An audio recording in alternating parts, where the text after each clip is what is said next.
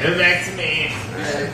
You had your opportunity to shine. Get in front of 12 people. Come on. That's like Hillary. Yeah. That was way better than my shit.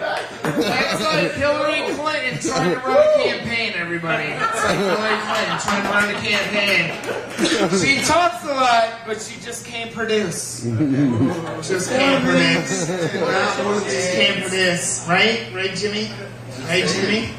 Alright, I'm going to bring up our next comedian.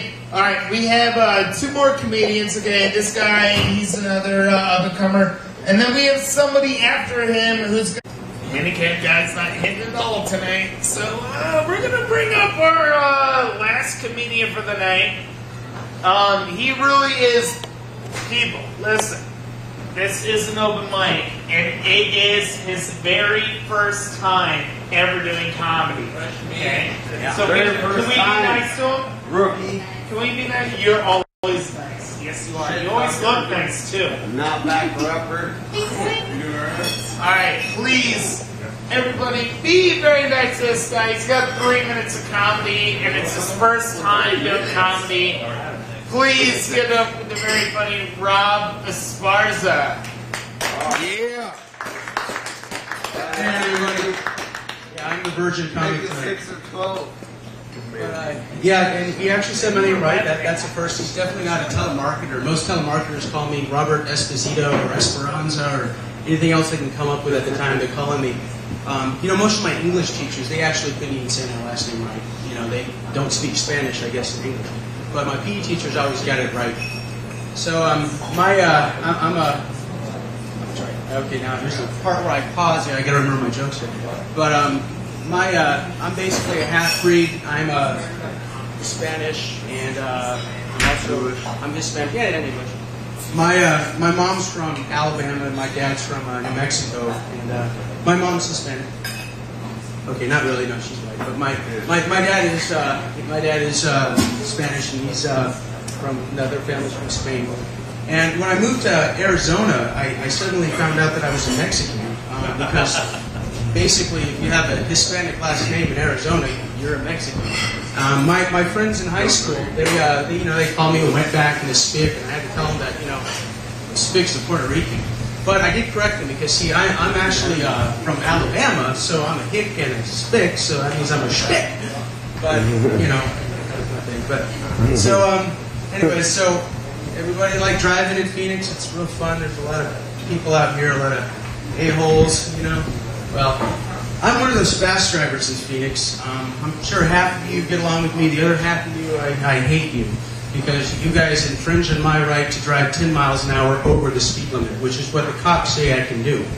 And when you're going 40 into 40, get the hell out of my way. That's my right. So the cops tell me. But, there's a lot of bad drivers here in Phoenix. They do things like, you got 3 open lanes, and you're driving, and they pick your lane. They have 2/3 of a chance to be basically a considerate driver, but no, they're going to pick your lane. And every morning, it seems that when I'm driving to work in the morning, all the slow drivers decide to get in front of me, all the people that don't like their jobs. Because if you're going to be driving that slow on the way to work, it means you don't want to go wherever you're going. Well, I do, so get the hell out of my way. Let's see, what do we have to Okay, so I have some family in Alabama. I was talking about that earlier. We go out and see their... sidetrack on that thing. So the drivers in Arizona are a lot different than the drivers in Alabama. When you're in Alabama and you drive by somebody, you basically wave to them because that's actually the nice thing to do. In Arizona, what they'll do is they'll cut you off. You'll basically end up going off the road, and then when you honk, they'll flip you off because you got cut off by them. So. And anyways, the family in Arizona, basically, we have 2 sets of families, and we have reunions and things. And the reunions we go to, since my grandparents' families were actually close, it's the Ropers and the Skippers, and that's actually not a joke. It's really what they were. So now you guys know Jeff Foxworthy, correct? Everybody knows that guy, right? Yeah. Well, a lot of his jokes are based off of going to family reunions and stuff like that. Well, I met his cousin, and his cousin was a beautiful blonde bombshell. I mean, she was gorgeous. And you could tell instantly that if she was in your family, you'd be telling jokes just like Jeff Foxworthy. Because, wow. So, okay, oh yeah, we were talking about Mexico earlier. So, everybody likes Rocky Point? I love Rocky Point. Rocky Point's great. You know, you got the ocean, you got Coronas, and you got some margaritas that sometimes have ice in it that, well, that leads to the problems of Mexico. You got diarrhea, you got bugs in the hotel rooms, and you're in Mexico, so everything's supposed to be cheap, except what you're doing in Rocky Point is you're paying American prices for third world quality stuff. And pretty much the entire time you're in Mexico, you're waiting to get out of there about 8 hours to get out of that border. Because that's one of those other fun things we have to do these days. But yeah, this is definitely not my day job. I work at a security place for doing computers and stuff. So I figure, you know, I do help desk. I'm on the phone with people bullshitting all day, and I talk to them and I tell them jokes. But usually I'm troubleshooting their computers, trying to figure out why they can't figure out what side of the screen is the left side and which side is the right side. I actually had that a while back where I was talking to some guy, some girl in Kentucky, and I was trying to walk her through doing some, you know, whatever we were doing, some troubleshooting on her computer.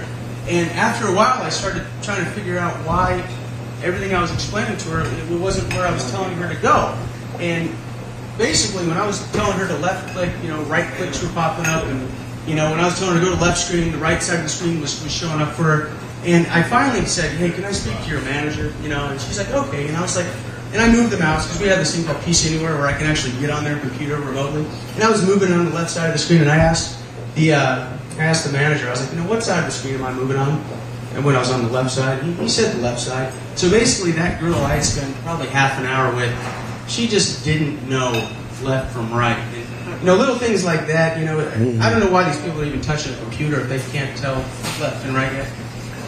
But, it's a, yeah, I think I'm good. I don't know, I'm good. Yeah. Come on, everybody, make some noise. This is the first time doing comedy, everybody. Come on.